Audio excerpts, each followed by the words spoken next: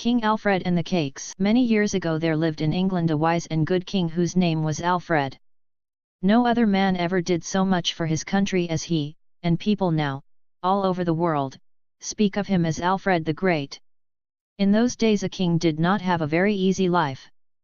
There was war almost all the time, and no one else could lead his army into battle so well as he.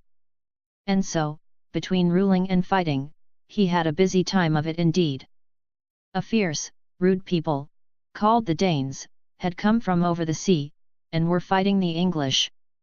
There were so many of them, and they were so bold and strong, that for a long time they gained every battle. If they kept on, they would soon be the masters of the whole country.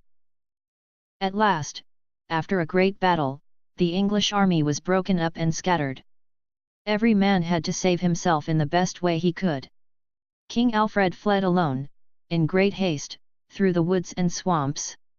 Late in the day the king came to the hut of a woodcutter. He was very tired and hungry, and he begged the woodcutter's wife to give him something to eat and a place to sleep in her hut. The woman was baking some cakes upon the hearth, and she looked with pity upon the poor, ragged fellow who seemed so hungry. She had no thought that he was the king. "Yes," she said, "I will give you some supper if you will watch these cakes. I want to go out and milk the cow, and you must see that they do not burn while I am gone." King Alfred was very willing to watch the cakes, but he had far greater things to think about. How was he going to get his army together again? And how was he going to drive the fierce Danes out of the land?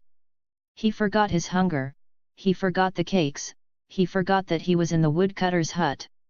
His mind was busy making plans for tomorrow. In a little while the woman came back. The cakes were smoking on the hearth. They were burned to a crisp. Ah, how angry she was!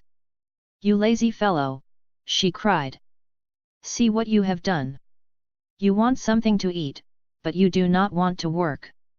I have been told that she even struck the king with a stick, but I can hardly believe that she was so ill-natured. The king must have laughed to himself at the thought of being scolded in this way, and he was so hungry that he did not mind the woman's angry words half so much as the loss of the cakes. I do not know whether he had anything to eat that night, or whether he had to go to bed without his supper. But it was not many days until he had gathered his men together again, and had beaten the Danes in a great battle. The end. Please subscribe for more bedtime stories and novels.